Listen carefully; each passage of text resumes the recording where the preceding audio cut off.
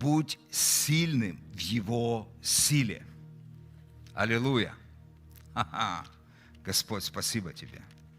Благослови сегодня уши слышащие, глаза видящие. Аллилуйя. Давайте мы откроем Ефесянам 6 главу. И мы прочитаем 10 стих. Ефесянам 6:10. Наконец.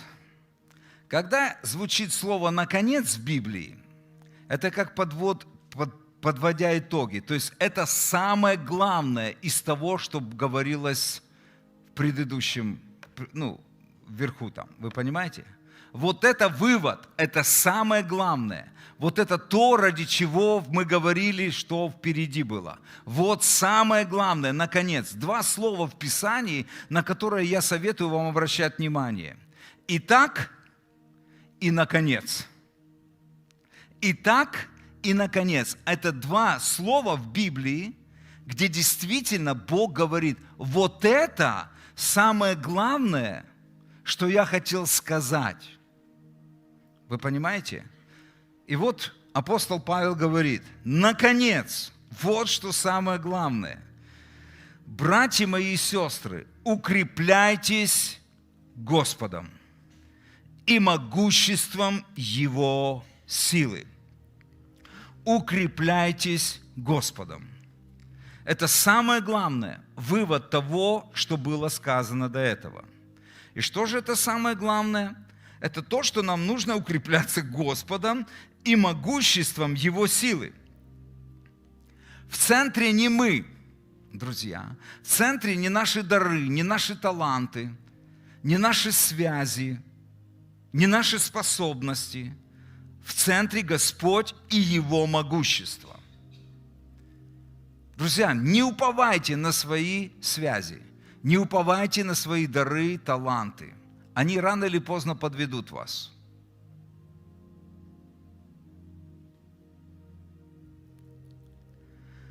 Потому что Господь и Его могущество должно быть в центре.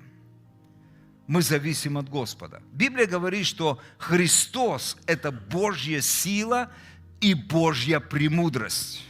Христос – Божья сила и Божья премудрость. Давайте мы откроем 1 Коринфянам, 1 главу.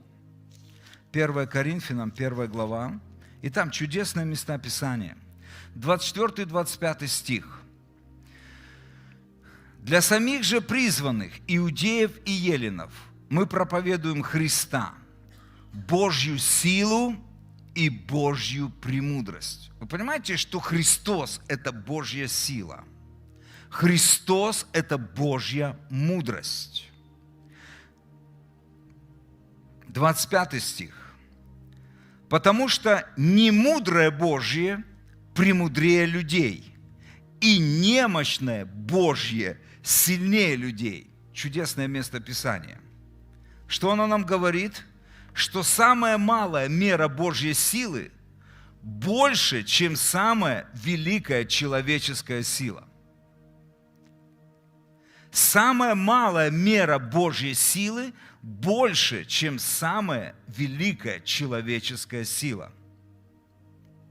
Немудрое Божье премудрее людей. Самая малая толика Божьей премудрости больше всей человеческой мудрости в мире. Понимаете? Вау, чудесное место Писания. 26-28 стих, это про нас с вами.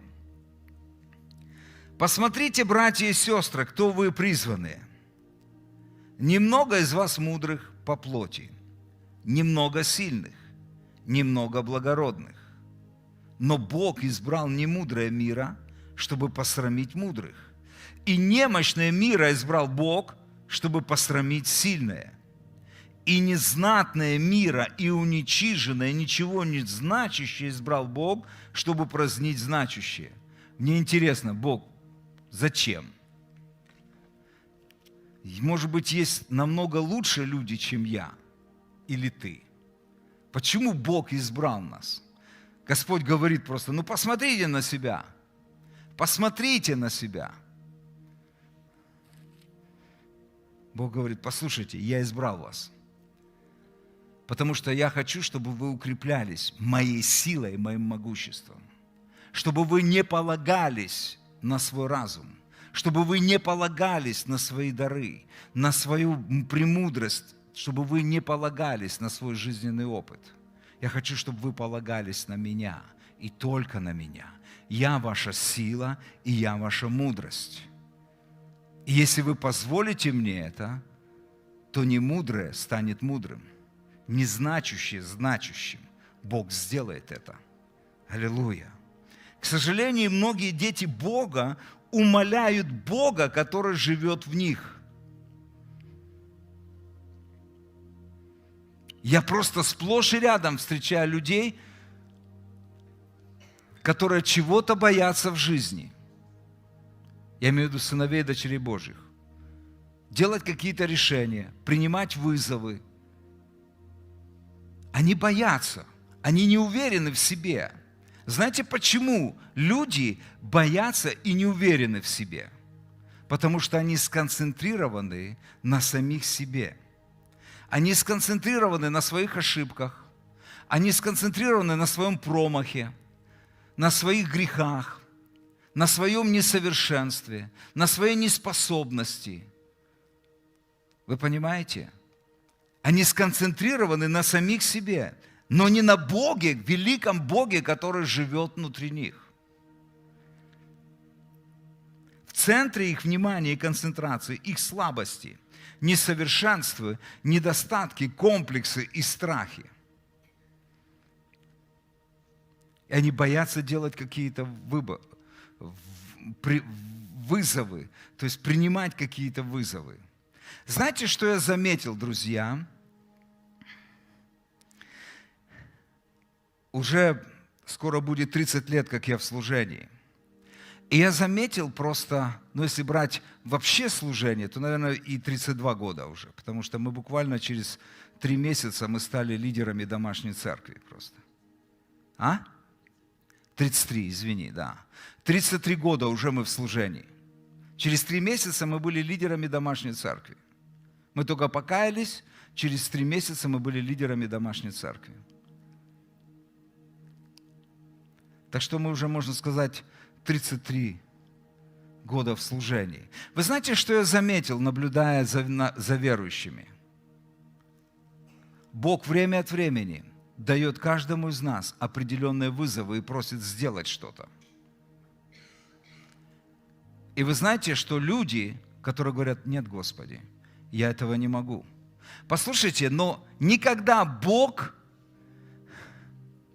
когда Он говорил людям, Он не говорил, что вы это можете. Он не говорил, что вы это можете. Он говорит: сделай это. Он всегда предлагает в партнерстве. Он говорит: я буду твоим партнером. Это для меня. Вы понимаете? Это для меня. И люди боятся. Они боятся ответственности, они боятся вызовов, они боятся риска. Ой, это ответственность, ой, это еще, ой, у меня и так времени нету, ой, у меня вот это, у меня вот это, у меня вот это, у меня вот это. У нас куча, может быть, оправданий, легальных оправданий. Но если Бог дает тебе вызов, знаешь, что Бог хочет? Он хочет перевести тебя от одной уровня славы на другую. И я заметил, люди, которые не принимают вызовов в своей жизни, потому что вызов – это всегда: а как? А что? А как? А что мне? Это нужно напрячься. Это нужно что-то сделать. Вы понимаете? Это нужно уделить больше времени. Это больше молиться. Это еще что-то. То есть это всегда больше жертвы. Вы понимаете, да? Лучше я останусь так и буду жить спокойно. Зачем мне это? Знаете, что я заметил? Эти люди начинают умирать духовно. Эти люди начинают умирать духовно, и они превращаются просто в хороших, религиозных, верующих, которые приходят на посиделки в воскресный день в церковь. Если Бог дает тебе вызов, Это значит, Он хочет поднять тебя на новый уровень власти, влияния, благословения, конфронтации, силы, славы.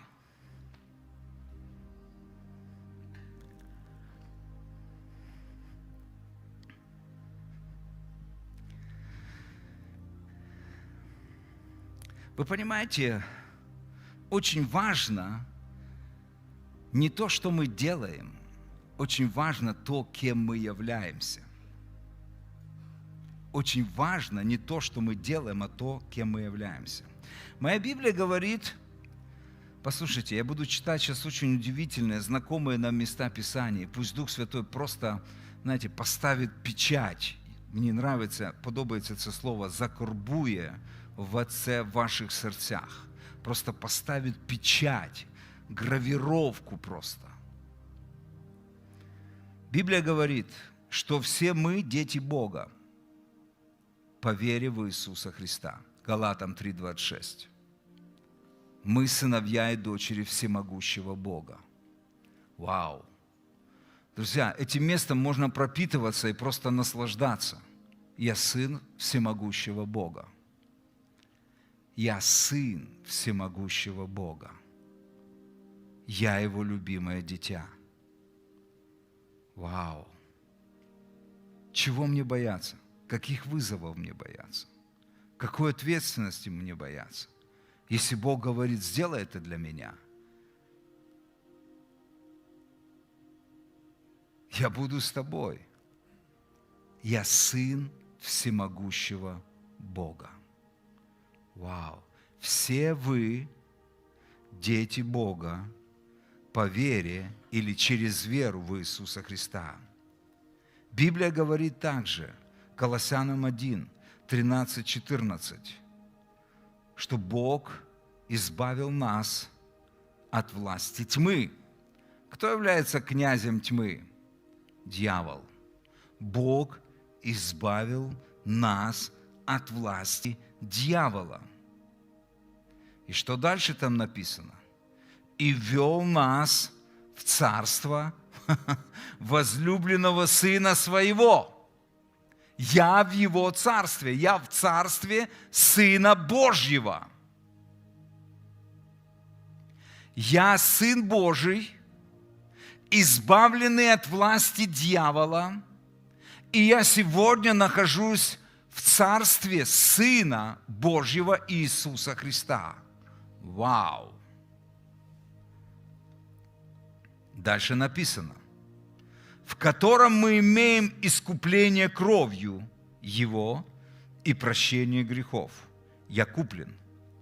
Я куплен. Искупление говорит, что я поменял собственника. Раньше моим хозяином был дьявол. Но Иисус пришел и искупил меня. Он купил меня своей драгоценной кровью.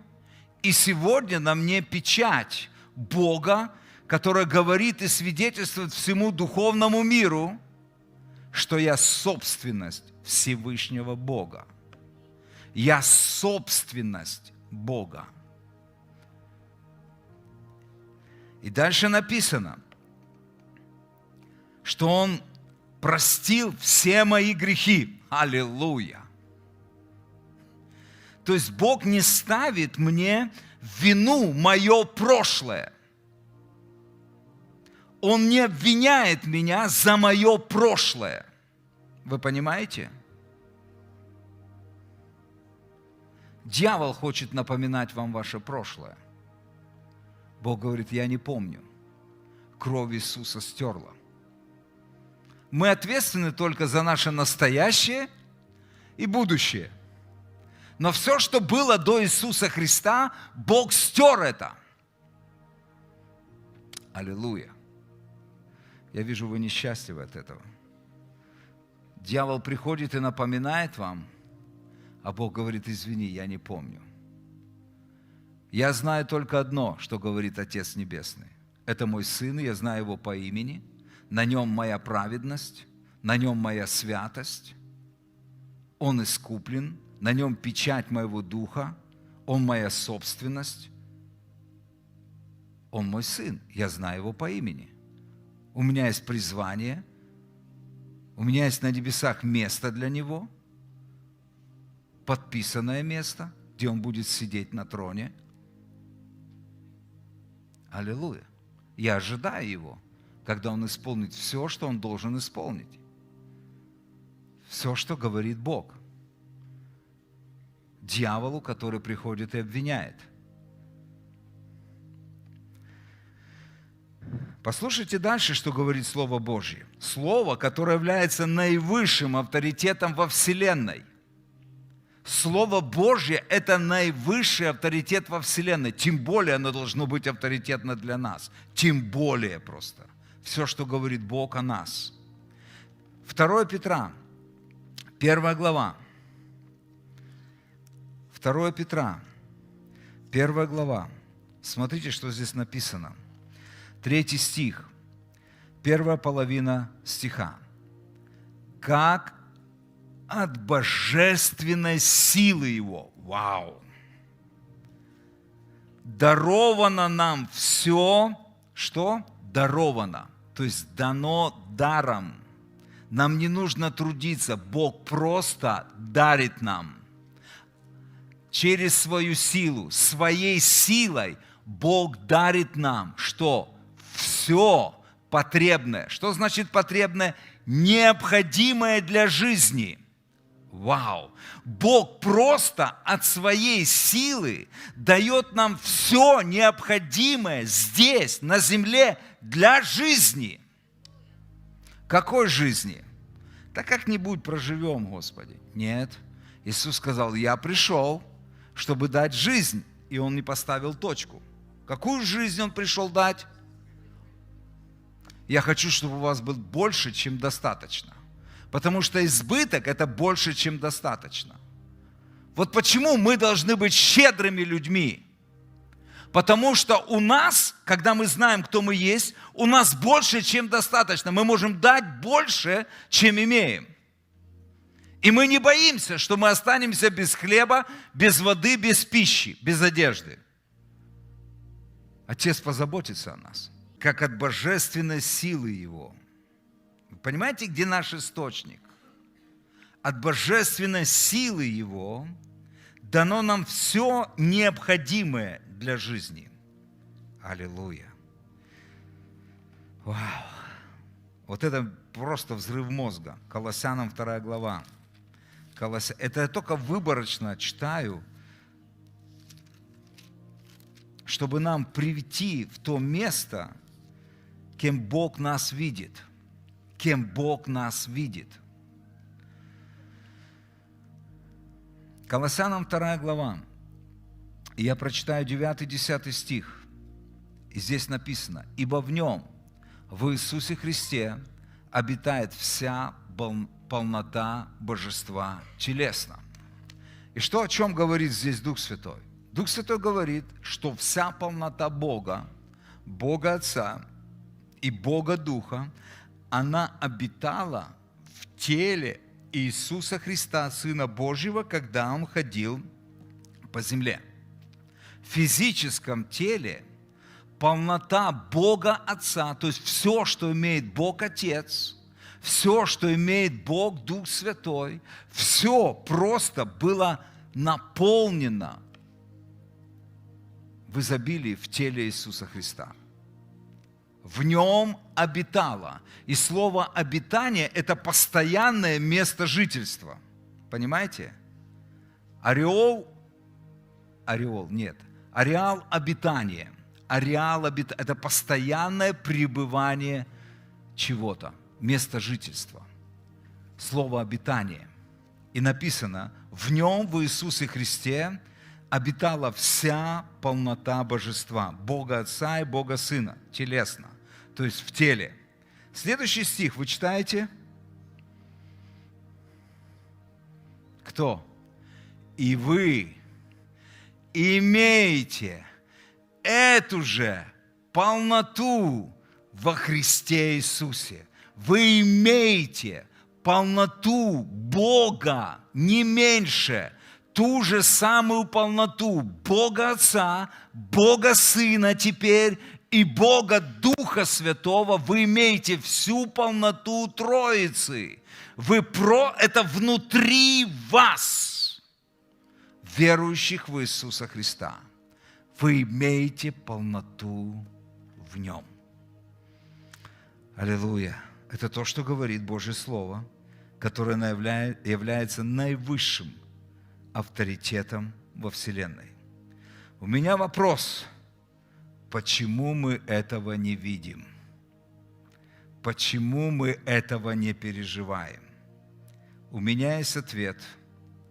Потому что мы смотрим на себя глазами старого человека с комплексами, неполноценностями, грехами, слабостями, виной и осуждением.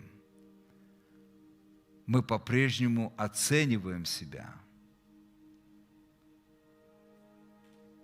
теми старыми греховными существами, которыми мы жили просто. Вот почему мы не видим и не живем, и не пребываем. А Бог говорит, 1 Иоанна 4:4. Дети, вы от Бога! Вау, как еще просто это поместить внутри нас? И вы победили их. И тот, кто в вас, он больше всего того, что в этом мире. Он больше дьявола, который сегодня является князем этого мира. Дети, вы Божьи, вы от Бога. И вы победили все эти комплексы, все эти страхи. Вы должны стать на них. Все это вина и осуждение, это в прошлом. Вы победили их. И тот, кто вас, он больше всего, что есть в этом мире. Больше живет в вас. Аллилуйя. Давайте вернемся снова к Ефесянам, 6 глава. Оттуда же мы. Ефесянам 6 глава. Наконец. Ефесянам 6 глава. Наконец. Вот самое главное. Наконец. Укрепляйтесь Господом и могуществом силы Его. Вот как мы укрепляемся. А как мы укрепляемся? Как мы укрепляемся Господом и могуществом силы Его? Друзья, скажите, слово и молитва. Это то, как мы укрепляемся Господом. Слово и молитва, друзья. И я вижу, друзья, что это наша с вами ответственность. Так ведь? Потому что, так как написано Ефесянам, укрепляйтесь, братья мои, укрепляйтесь Господом и могуществом силы Его. Концепция такая, стилистика здесь, что это наша с вами ответственность. Укрепляться Господом и Его силой. Как? И мы сказали, через молитву и через слово. Это наша личная ответственность. Ты не можешь укрепиться за своего брата, за свою сестру, ты не можешь укрепиться за своего мужа, ты не можешь укрепиться за свою жену, за своих близких, ты не можешь укрепиться. Это лично твоя ответственность. Быть сильным в Боге, быть сильным в Иегове. Аллилуйя! Вы понимаете? Это лично твоя ответственность. И мы укрепляемся через молитву и слово. У нас должна быть сильная, личная, молитвенная жизнь. Личная, сильная, молитвенная жизнь. Поймите, друзья, и это не благословение пищи. Это молитва, знаете, нету. Господь, благослови нашу пищу. Спасибо Тебе, что Ты даровал нам хлеб, воду, мясо. Спасибо Тебе. Это не об этом речь. Или Господь, благослови мою жену, благослови моего сына, благослови мою дочь. Послушайте, не об этой молитвы вас не сделают сильными. Эти молитвы не сделают вас сильными, друзья. Это очень честная молитвенная жизнь, один на один с Богом. Искренняя, жаркая, честная, от сердца к сердцу. Это не 5 минут, друзья, извините меня. Это не 5 минут. Прежде чем Иисус провозглашал и приказывал болезням, Он часы проводил с Богом. Он часы проводил в молитве с Богом. Он ночи проводил в молитве с Богом. Прежде чем Он выходил и говорил: будь воскрешен, будь исцелен. Из него выходила сила. Но когда вы смотрите на жизнь и служение Иисуса, написано в Луки, по-моему, встав весьма рано, Он пошел в пустынное место и молился. У него была сильная молитвенная жизнь. Когда люди ходили истекать, Он уходил от людей с одним только желанием: мне нужно быть с Отцом. Это чистая, честная молитва, отношение с Богом. И второе – это Слово. Я скажу вам, друзья, мы должны знать Слово Бога. Мы должны знать Слово Бога. Если вы хотите слышать голос Божий и не упасть в заблуждение, вам нужно знать Слово Бога. Чтобы все, что вы слышите, все, что вы получаете, разные слова, которые вы получаете, чтобы вы могли проверить, действительно ли это Дух Божьего Слова. А для этого вы должны знать Божье Слово. Просто знать Божье Слово. Иисус в Евангелии Иоанна, 8 глава, 31-32, Он сказал: «Если вы пребудете в Моем Слове, то вы истинно Мои ученики, и вы познаете истину, и истина сделает вас свободными». Вы понимаете, как мы освобождаемся? Когда мы знаем Слово, когда мы пребываем в Слове. Мы познаем истину, и тогда истина делает нас свободными. Друзья, вы должны знать Божье Слово. Друзья, я призываю вас пребывать в Слове. Пребывать в Слове. Я еще раз скажу, не в проповедниках. Проповедники – это дорожные указатели. Пребывайте в Его Слове. Слава Богу за проповедников, но проповедники просто показывают путь. Вы понимаете? Но нам нужен Бог, Его Слово. Пребывайте больше в Слове, нежели в проповедниках. Люди говорят: я уже ничего не вижу. Начни слушать. Начни, закачай себе, пусть тебе закачают Слово Божье и слушай Слово Бога. Слушай Библию. Слушай Библию, когда едешь, слушай, пусть Слово Божье будет в твоих ушах и в твоих устах потом. Мы должны знать Слово Божье. Читаем дальше. 11 стих. «Облекитесь во всеоружие Божие», там написано. Это первое. И вот что я вам скажу. Оказывается, то, что ты сильный духом, знаешь, кто ты, знаешь, кто твой Бог, этого недостаточно. Услышьте меня теперь.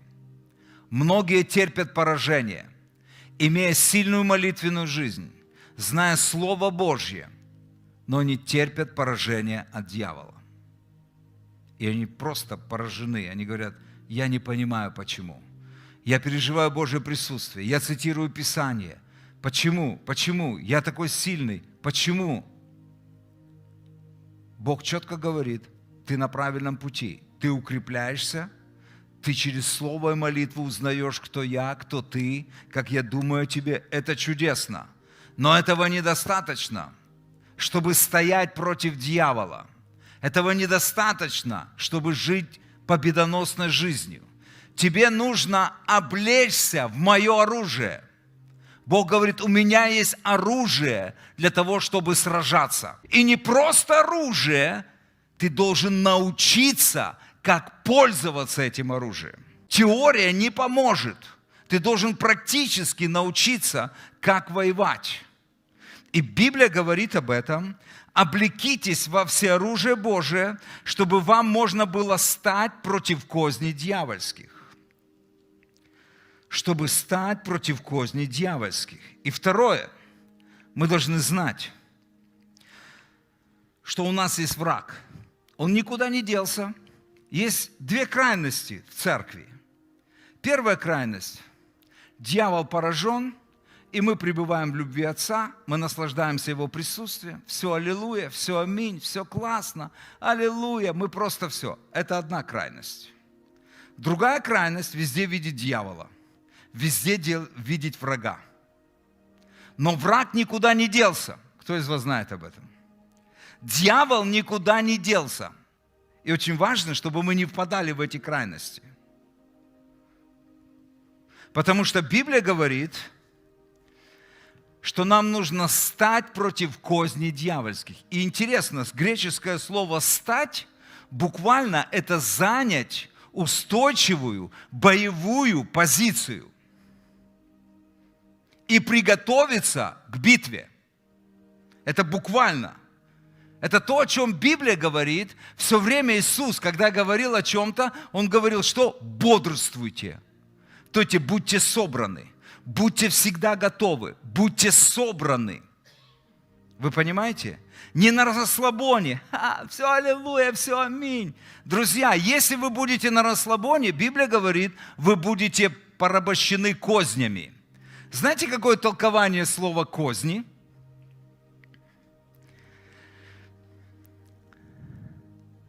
Потому что это то, что характеризует дьявола. Он хитрый, лукавый, коварный. Слово «козни» означает тайные, злые, коварные намерения, интриги. Он обманщик и имитатор.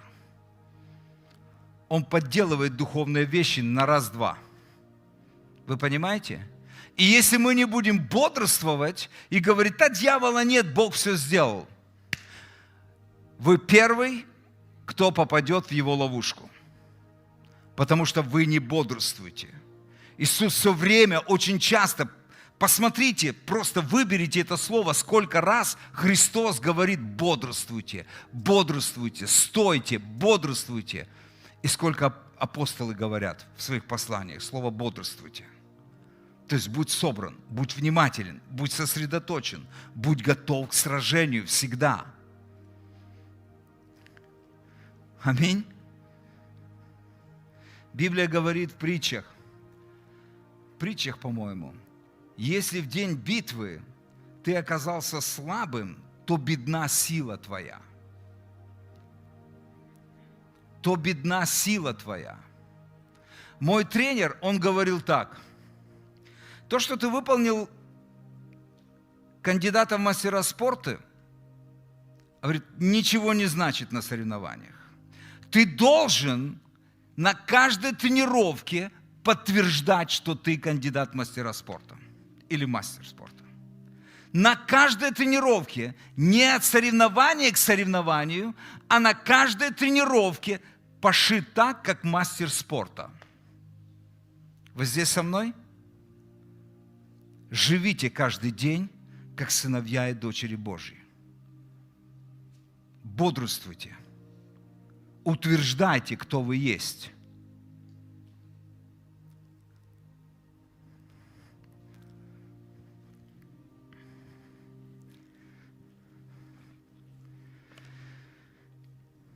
Я скажу вам, друзья, без Божьей силы и оружия мы не сможем противостать этому врагу.